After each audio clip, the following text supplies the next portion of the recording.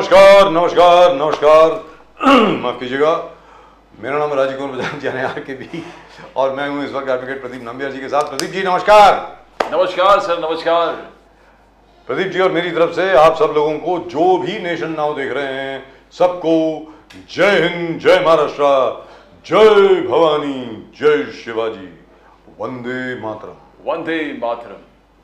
So Pradeep ji, tomorrow is the D-Day, tomorrow Exactly. is the result day. Everything is just a matter of hours from now, and then it's either, as you say, a sweep either side. There is no 50-50 or there's no mid path. I don't think so. That's what I think. मुझे नहीं लगता है कि यहाँ पर कोई कांटे की टक्कर है, ये सब मतलब बोलने की बातें होती हैं साहब, बड़ा अच्छा लगता है बोल करके। I think it will be all one sided. अगर राजस्थान में बीजेपी जीत रही है तो बीजेपी पूरी मेजॉरिटी के साथ आएगी साहब, पूरे बहुमत के साथ आएगी। और अगर कांग्रेस जीत रही है जैसा कि अनुमान है तो पूर्ण बहुमत के साथ आएंगे अशोक गहलोत साहब। उल्टा सीधा नहीं होगा, ऊपर नीचे नहीं होगा। मध्य प्रदेश का भी वही हाल है। अगर मामा की सरकार आने वाली है यानी शिवराज सिंह चौहान साहब रिपीट होंगे चौथी बार तो पूर्ण बहुमत के साथ आएंगे। जैसे इंडिया टुडे बता रहे हैं 160-162 सीट लेकर के आएंगे, वरना कमलनाथ जी आएंगे 150-152 सीटें लेकर के। सीधी बात है। अब your astrology will also tell you whether Kamal Nath is going to be there or anyone from the central cabinet. Sir astrology से सिर्फ ये मालूम पड़ता है कि राजयोग है या नहीं, और कमलनाथ जी का तो पैदाइशी राजयोग है, तो उसमें तो कुछ है नहीं। ये जितने भी आज की तारीख में जितने भी बड़े बड़े नेता हैं सर, अशोक गहलोत हो गए, हमारे आदरणीय सम्माननीय कमलनाथ जी हो गए, शिवराज सिंह चौहान साहब खैर जमीन से आए, नीचे से आए, ऊपर आए, अपने भूपेश बघेल साहब हो गए, या रेवंत रेड्डी और KCR साहब हो गए। इन सबका राजयोग बहुत अच्छा है सर। बिल्कुल। भले पावर में रहें ना रहें, ये राज करेंगे ही। हम लोगों की तरह नहीं है सर कि हम लोगों को हर रोज मेहनत करनी पड़ती है, रोज कुआं खोदना पड़ता है ताकि हम लोग पानी पी सकें। तो पानी पीते पीते मैं आपको ये बता दूं कि अगर मान लीजिए भारतीय जनता पार्टी, जैसा कि भारतीय जनता पार्टी खुद क्लेम कर रही है, अगर वो 4 स्टेट्स में जीत जाते हैं यानी 3 स्टेट में उनकी बहुमत से सरकार बनती है और चौथे स्टेट तेलंगाना में अगर 10 सीटों के करीब ले आते हैं, प्रदीप जी करिश्मा हो जाएगा। It will be nothing short of a miracle. BJP winning is actually going to be a miracle because if they fight this Prakash Singh Garib Kalyan schemes को fight करके, अगर if they are able to win with some prediction says Madhya Pradesh तो जीत ही रहा है, कोई predictions बोल Rajasthan also they are winning, Chhattisgarh भी जीत रहा है, तो it's going to be a fantastic achievement and all the credit will go to Narendra Modi and Amit Shah. The way they have worked it out so well and the amount of dedication and hard work they have put in all the states. दुरुस्त बात। चारों state में जो मेहनत जो रफ्तार से किया था, and you need to admire. और अगर मान लीजिए वास्तविकता में भारतीय जनता पार्टी जीत जाती है, I think the other political party should retire. फिर 2024 is a shut case. Open and shut case. वो तो वैसे भी ओपन एंड शट केस ही था, वैसे ऐसी कोई बात नहीं है। मुझे तो मैं तो पहले दिन से ही बोल रहा हूँ कि 320 प्लस, 325 प्लस, 350 प्लस ये कोई बड़ी बात नहीं है मोदी जी के लिए। Modi ji is a miracle worker. अब कहाँ पर क्या करते हैं किसी को मालूम नहीं है। लेकिन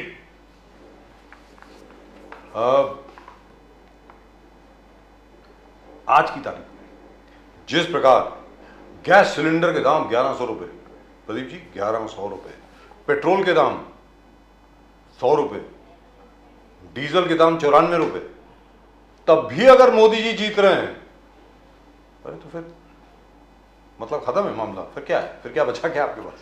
That means the लोगों को राम मंदिर चाहिए, राष्ट्रवाद, नेशनल राष्ट्र सुरक्षा, हिंदुत्व।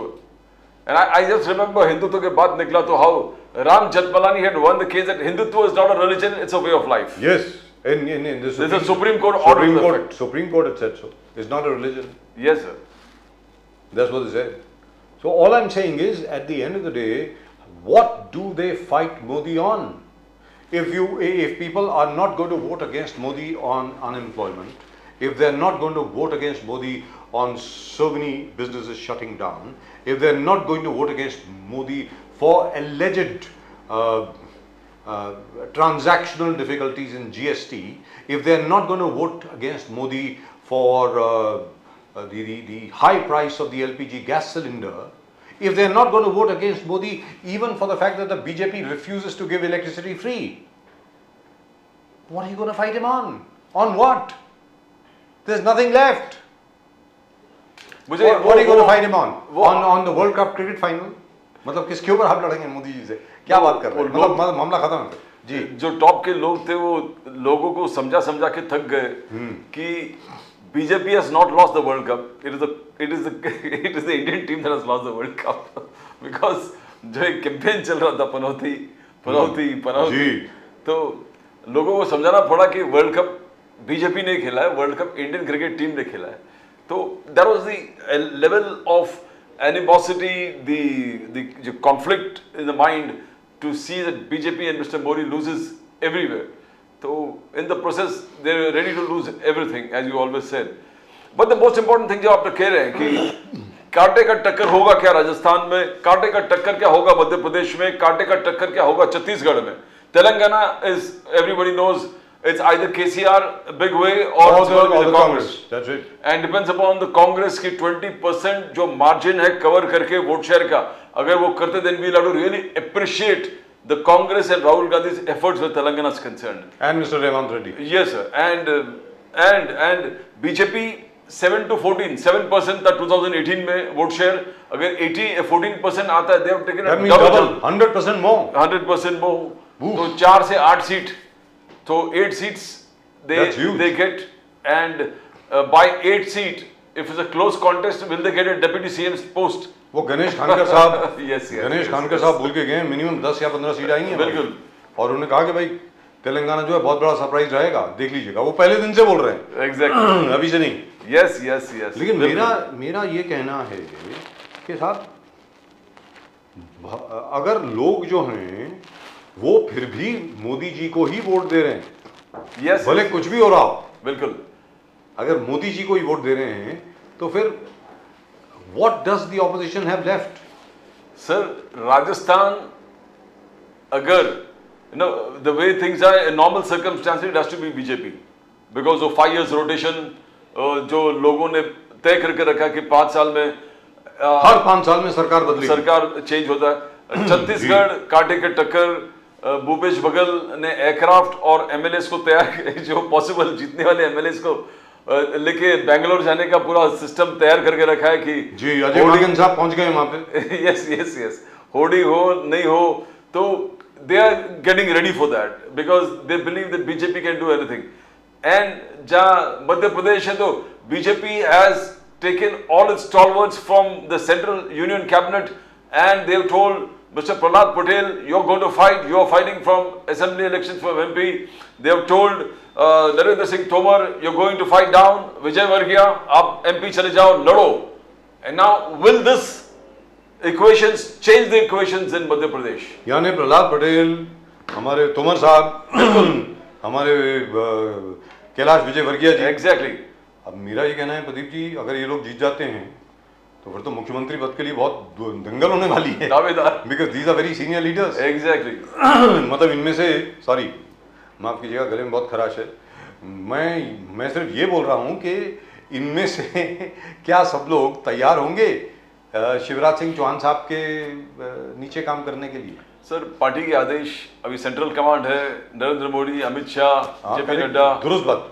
तो अगर मान लीजिए आगे क्या है प्रदीप जी, अगर यहाँ पे महाराष्ट्र में देवेंद्र फडणवीस जी उप मुख्यमंत्री बनने को तैयार हो जाते हैं, एग्जैक्टली, तो मतलब कोई बड़ी बात नहीं है कि ये सब लोग शिवराज सिंह मामा जी की जो सरकार है उसमें मंत्रिमंडल में आए लोग, ऐसी क्या बात है? Sir Narendra Modi is not a Deve Gowda prime minister, not a Inder Kumar Gujral prime minister, not Chandrashekhar. Narendra Modi ने अपने आप को एक, मोदी जी ने इतना बड़ा स्टेचर बना दिया आपका कि वहां का आदेश है। I mean, there is no question of a revolt. There is no question of not listening or I think hearing. they're having a problem with the guest, Mr. Ganesh Hake. I think they're still trying to connect him. And will someone explain, please, what's happening? Why are we not able to connect Mr. Ganesh Hake? Can we know that, please? Is he on now? Can we talk to him? Is Ganesh Hake Sahab with us? Yes, he is with us. Right, if he is with us, Ganesh Hake ji, namaskar.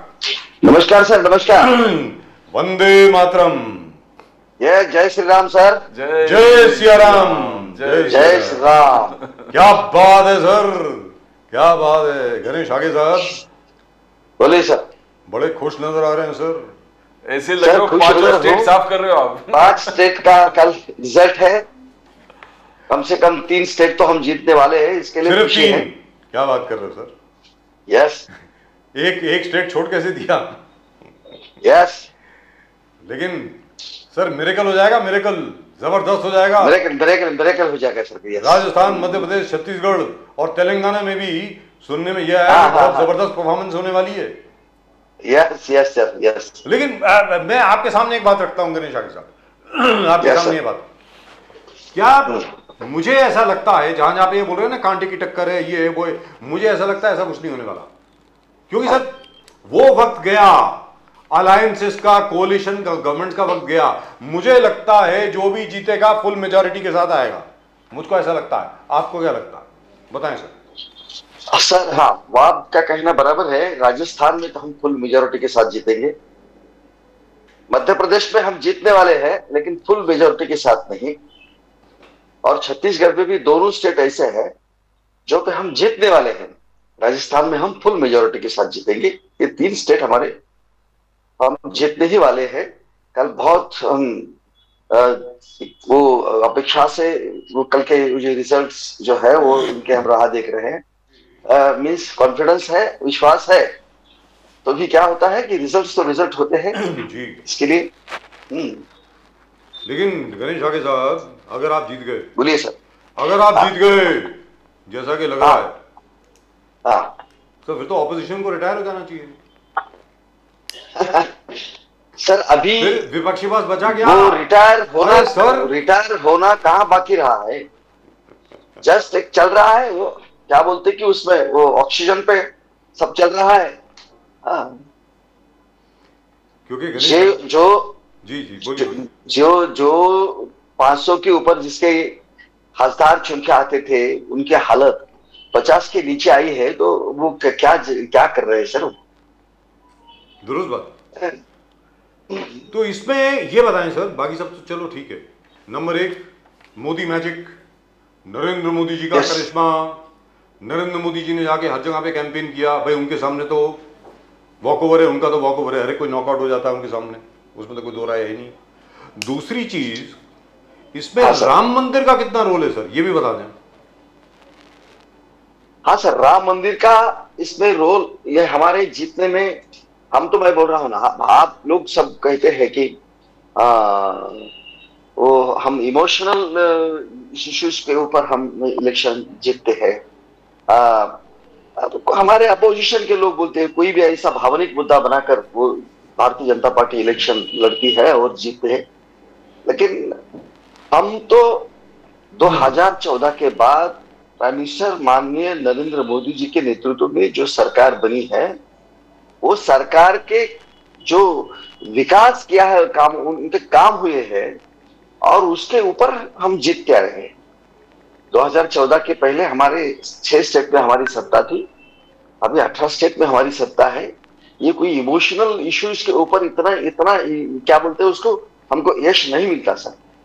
एक काम के ऊपर मिल रहा है, और काम के ऊपर ही हम, मुझे पूरा भरोसा है, विश्वास है कि हम काम के ऊपर भी अभी आगे ये जो 5 इलेक्शंस के ये रिजल्ट्स कल आने वाले हैं, उसमें हम 3 स्टेट, वहां पे हमारी सरकार ने जो कुछ डेवलपमेंट किया है, विकास किया है, और केंद्र और राज्य के जो सरकार दोनों ने मिलकर जो विकास किया है, उसके ऊपर भी जनता हमें साथ देने वाली है, हमारे पर विश्वास रखने वाली है, और हम कल 3 स्टेट में जीतने वाले हैं।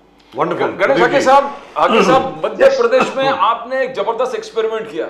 आपने 3 सेंट्रल मिनिस्टर को वहां पर लेके आए, असेंबली लड़ा है, जिसमें प्रहलाद पटेल जी, नरेंद्र तोमर जी, विजय वर्गीय जी, और आप, क्या ये एक बहुत बड़ा प्लान्ड तरीके से आपने जो किया है, बहुत रिजल्ट लाने वाले हैं? बिकॉज पहले सबको लग रहा था कि कांटे के टक्कर है, जो टोटल वेव शिवराज जी के खिलाफ है, जो एंटी इनकम्बेंसी वोट है।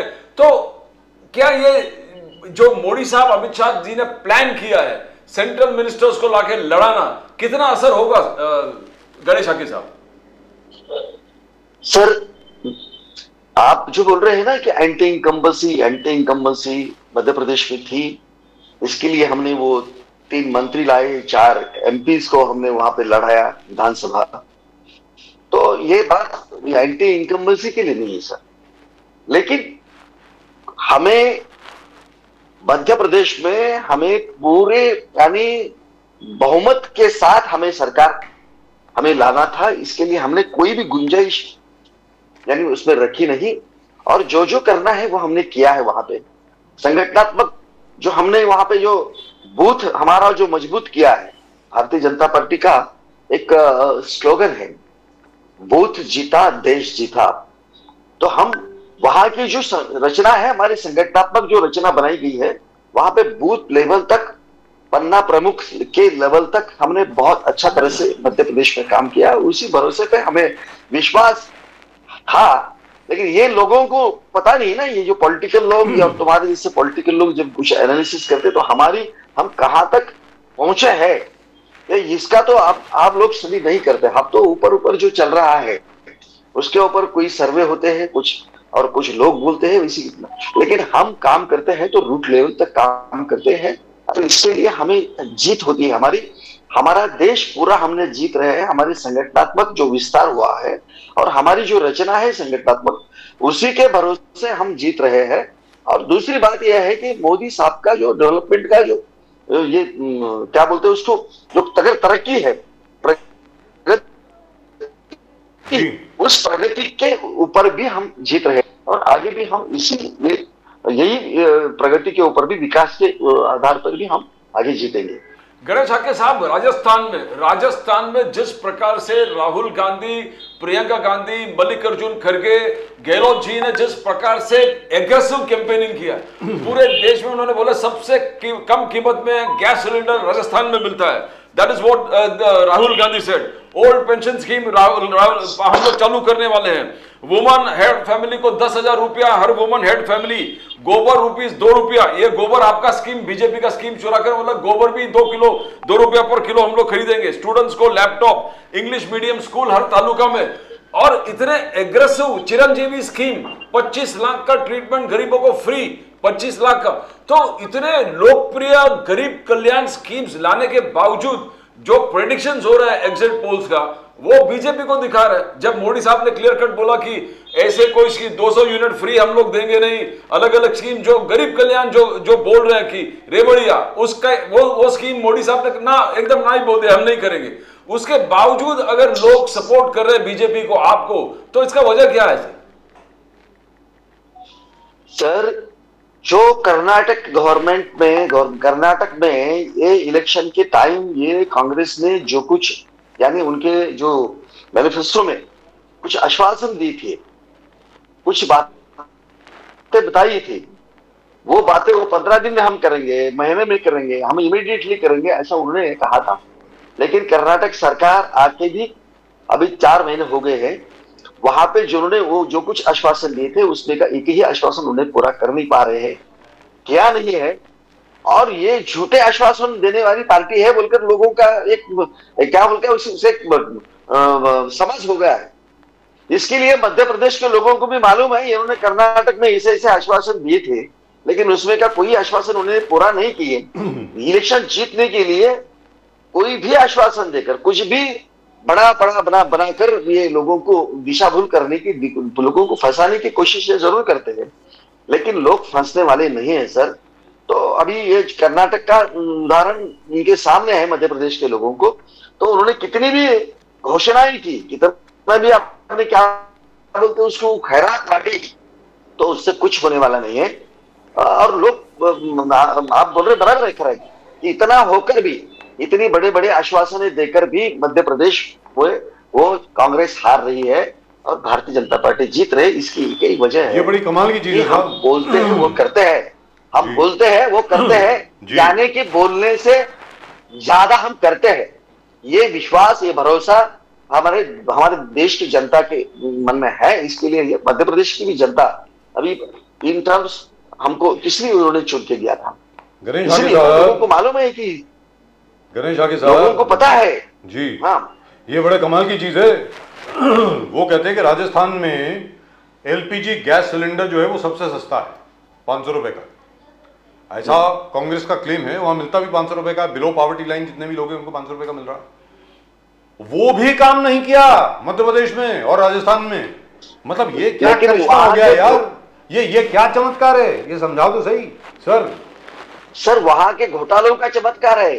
राजस्थान में क्या चमत्कार है, वो वहां जो घोटाले है ना जी, घोटाले, और उनमें जो कुरघोड़ियां चल रही है, अंतर्गत जो डिस्प्यूट्स है, ये उसी की वजह से उसके वहां के राजस्थान की जनता उसको परेशान है, तंग आ गई है। और वो अभी कांग्रेस को, यानी कांग्रेस से छुटकारा पाती है। इसके लिए वो हमें वहां पे फुल मेजोरिटी से राजस्थान हम चुन के आने वाले हैं और बहुत बढ़िया सरकार हमारी बनेगी। तो कहने का मतलब ये हुआ, एक मिनट सर, हाके साहब एक मिनट। कहने का मतलब ये हुआ कि कांग्रेस की जो करप्शन है, कांग्रेस की सरकारों में जो भ्रष्टाचार है, इसकी वजह से भारतीय जनता पार्टी को बहुत एडवांटेज मिला है, ये कहना चाह रहे हैं आप? 100% यही बराबर है सर। बजाज साहब, दो बातें हैं। हम भी 2014 में हम इलेक्शन जीते जी, तो किस पार्श्वभूमि पे हम जीते हैं? जो कांग्रेस यूपीए की सरकार ने जितने घोटाले किए थे जी, 113 घोटाले थे सर, और कम से कम 12-13 करोड़ लाख करोड़ के घोटाले थे। वो इतने घोटाले होने के बाद दूसरी बात है कि खुद के शासन में भी, यूपीए के शासन में भी यूपीए के मिनिस्टर जेल में थे सर। तो ये पार्श्वभूमि थी और लोग अच्छा कुछ अल्टरनेटिव प्रयास ढूंढ रही थी। और वैसा भी राजस्थान की चीज बात भी सेम है सर। राजस्थान के लोग भी तंग आ गए हैं कांग्रेस के कारभार से, सरकार के कारभार से, उनके भ्रष्टाचार से। और इसीलिए अभी उन्होंने तय कर लिया है कि भारतीय जनता पार्टी के अलावा कोई अपना ये अल्टरनेटिव पर्याय नहीं है।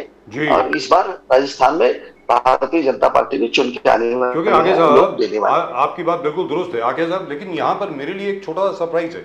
मैं आपको बताता हूँ, मैं अपनी व्यक्तिगत राय आपके सामने रख रहा हूँ। क्या है कि लोकसभा चुनाव में मोदी जी के सामने कोई टिक नहीं सकता है। जहां पर भी मोदी जी जाते हैं, हाँ भाई मोदी को प्रधानमंत्री बनाना है, कमल पे निशान लगाना है, कमल पे वोट लगाना है। लेकिन स्टेट गवर्नमेंट इलेक्शन में भी ये लॉजिक प्रिवेल करेगा, this is a surprise sir. मतलब ज्यादातर जो स्टेट गवर्नमेंट इलेक्शंस होती हैं, they are fought on local issues हाके साहब, लेकिन यहां पर भी मोदी जी, दैट्स इट। मतलब ये कैसे हो गया सर, ये जरा बताएं गणेश हाके साहब। सर नहीं, मैं बात इसलिए मैं बता रहा हूं सर कि मोदी जी ने, यानी केंद्र सरकार ने, ये तो कई योजनाओं का इंप्लीमेंटेशन ये जहां जहां पे हमारे बीजेपी के शिवाय के सरकार थे उन लोगों ने नहीं किया।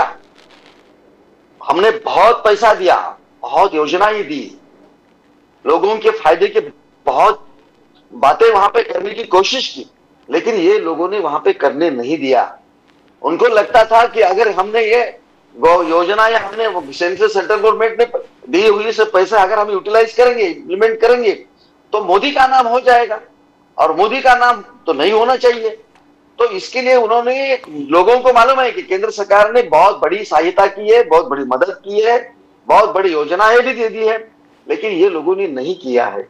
और डबल इंजन की जहां पे सरकारें है सर, अभी मध्य प्रदेश में सरकार हमारी थी तो लोगों ने बहुत हमने, जैसे हमने ऐसा नहीं किया है कि हमारी सरकार मध्य प्रदेश में है तो हम ज्यादा पैसे उधर दिए हैं और राजस्थान में पैसे दिए नहीं है, ऐसा नहीं है। हम ये भेदभाव हमारे मोदी साहब नहीं करते हैं।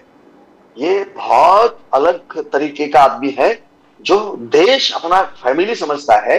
इसमें जब पॉलिटिकली तो हम ठीक है, इलेक्शन लड़ते हैं, जीतते हैं, हमारी सरकार आती है, कभी नहीं आती है, लेकिन यो जो ब्रॉड जरा बोलती व्यापक जो विजन है, वो विजन के हिसाब से ये हमारे मोदी साहब ने बहुत पैसे यानी राजस्थान में भी दिए हैं, और ये लोगों को पता है। उनमें से कोशिश करके भी उन्होंने वो ज्यादा खर्चा नहीं करने का कोशिश किया, लेकिन तो भी खर्चा करना पड़ा। और वो केंद्र के पैसे, केंद्र की योजनाओं का लाभ लोगों तक पहुंचा।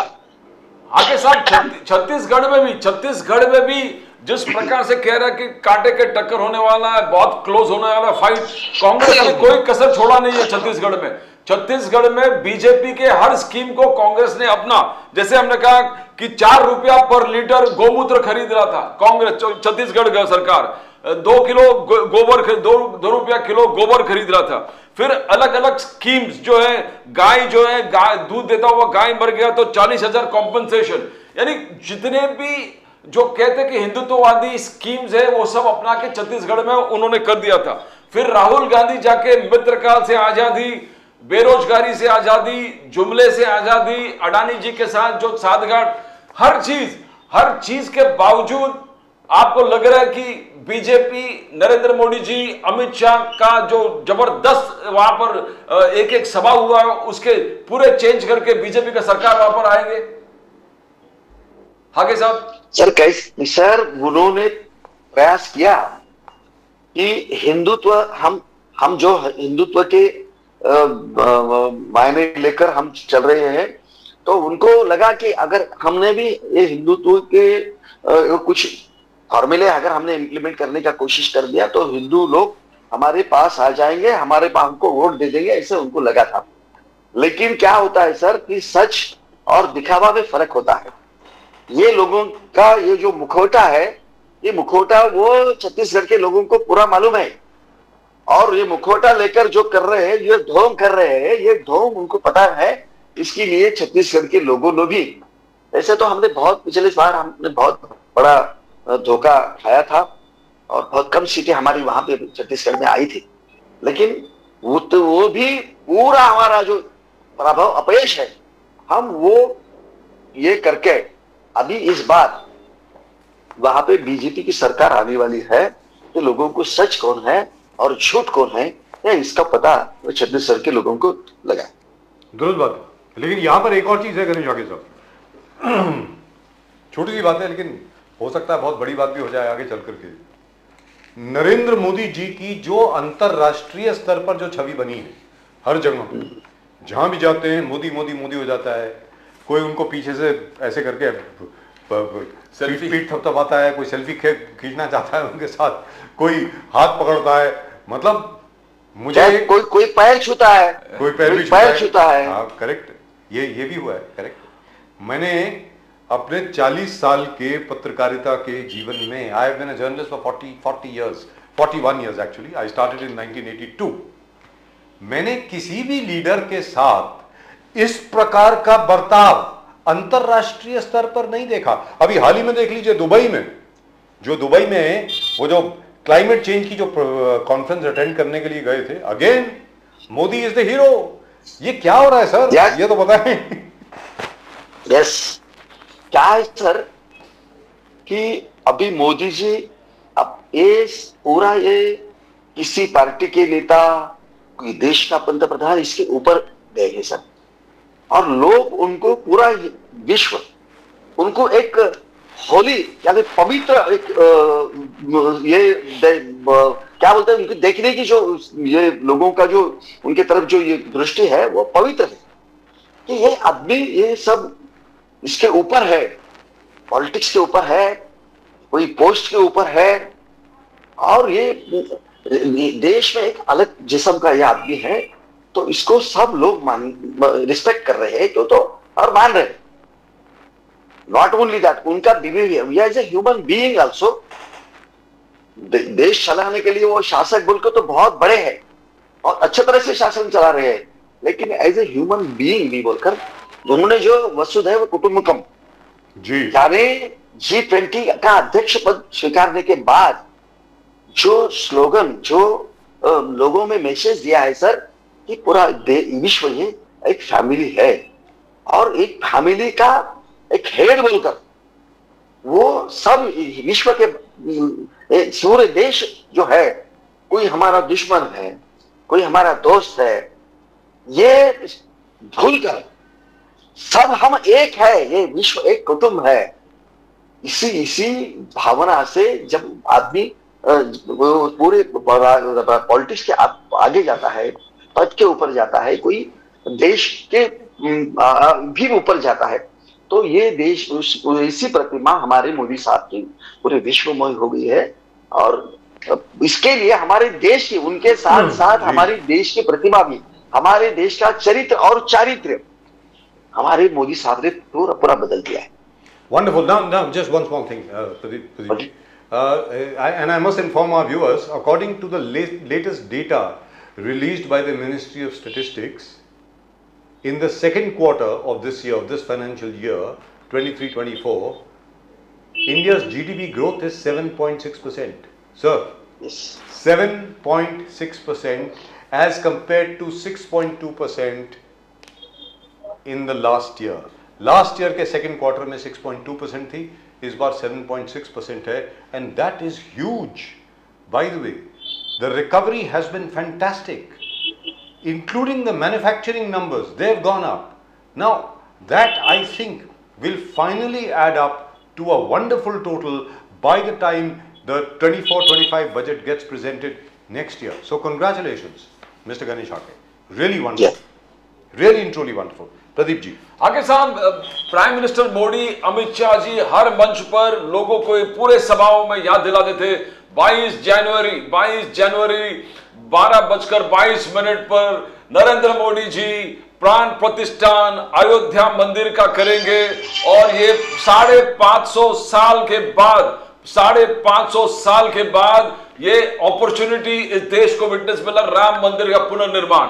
और बार बार लोगों को समझाता गया, 70 साल से कांग्रेस इसका विरोध करता रहा.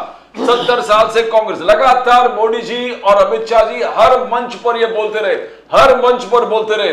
क्या इसका बहुत बड़ा प्रभाव पड़ा? क्या एक बड़ा इवेंट है ये 550 साल के बाद राम जन्मभूमि का पुनर्निर्माण? हाके साहब. सर, ये दो बातें यानी अलग है सर. राजनीति और श्रद्धा और शैली, जीवन शैली, ये कभी भी हमारे मोदी साहब ने दोनों बातें एक की नहीं. और जिन्हों हमारे, आपने कहा बराबर का साहब, 5-7 साल पहले की जो भावना हमारे भारतीय हिंदू लोगों के मन में थी, और वो भावनाओं को, जो उनके एक्सपेक्टेशन को, अपेक्षाओं को पूरा करने का काम इस हमारे मोदी सरकार के काल में हुआ है. ये तो बहुत बड़ी ये हिस्टोरिक है. हम कहते हैं वो सुवर्णाक्षराने लिहिली जावी, ऐसे मराठी त्याला म्हणू आम्ही. ये सुवर्णाक्षरा से लिखा जाए, ऐसी वो 22 जनवरी 22 जो तारीख है वो वैसी रहेगी. पूरा देश, पूरा विश्व, जहां पे हमारे हिंदू है, वो वहां पे मनाएंगे. हम भी मना रहे हैं, उसकी पूरी तैयारी कर रही है. हर घर में वो त्योहार, दिवाली जैसे हम हमारे देश में दिवाली मनाते हैं, उस दिन 22 जनवरी को हम हमारे पूरे हिंदुस्तान में, पूरे देश में, विश्व में जहां हिंदू है, वहां पे दिवाली मनाई जाएगी राम मंदिर की, तो वो अपने प्राण प्रतिष्ठा के बारे में. Okay, sir. Yeah. No, that's a new one. That's breaking news, by the way. Yes. January 22nd will be celebrated all over the world like Diwali. Exactly. Remember, you Yes. heard it right here first. बिल्कुल. सबसे पहली बार आपने यही सुना, और ये scoop देने के लिए गणेश आके साहब का बहुत बहुत धन्यवाद. And what an idea, what a wonderful idea, by the way, really wonderful, जबरदस्त. मतलब इसकी जितनी प्रशंसा की जाए कम है. What a wonderful idea. जनवरी 22 जब रामलला की मूर्ति की प्राण प्रतिष्ठान पूजा होगी 12:22 पे, वो दिन पूरी दुनिया में दिवाली की तरह एक बार फिर मनाया जाएगा. वाह. प्रदीप जी, आप फैंटास्टिक. हाके साहब, महाराष्ट्र पॉलिटिक्स जिस प्रकार से चल रहा है, महाराष्ट्र में भुजबल साहब, मनोज जरंगे पाटिल साहब जिस प्रकार से खुलेआम एक दूसरे को चला, अभी थोड़ा शांत हुआ, मगर मनोज जरंगे पाटिल जी का जबरदस्त रैली सब जगह चल रहा है. सुप्रिया सुले जी ने कहा कि ये देखो, भुजबल साहब को कैबिनेट के बातें कैबिनेट में करना चाहिए, बाहर आके बोलने की जरूरत क्या पड़ रहा है. सुप्रिया सुले जी का आगे जाके फडणवीस साहब पे आरोप लग रहा है कि फडणवीस साहब ने मराठाओं को धोखा दिया, फडणवीस साहब ने धांगर कम्युनिटी को वो धोखा दिया है, फडणवीस साहब ने लिंगायत और मुसलमान समाज रिजर्वेशन इश्यू पे धोखा दिया है, और फडणवीस साहब को हर चीज के लिए रिजाइन. तो सुप्रिया सुले का ये जो स्टैंड है, आप कैसे देखते हो हाके साहब? सुप्रिया सुले के बाप ने जितना हमारे महाराष्ट्र के जो छोटे छोटे कास्ट है, जमात है, जात है, उनका नुकसान किया है उतना किसी ने भी नहीं किया है। एक ये धनगर के बारे में वो आप बोल रहे हैं ना, आप धनगर के बारे में, वो धनगर के बारे में जानबूझकर वो एंटी कैटेगरी में डालने का बहुत बड़ा पाप ये शरद पवार ने किया है। कि जो कि धनगर ये बिलोंग टू एसटी कैटेगरी, लेकिन उन लोगों को उनको पता था कि महाराष्ट्र में 2 नंबर का कास्ट धनगर समाज है, मराठा नंबर 1 है, नंबर 2 धनगर समाज है।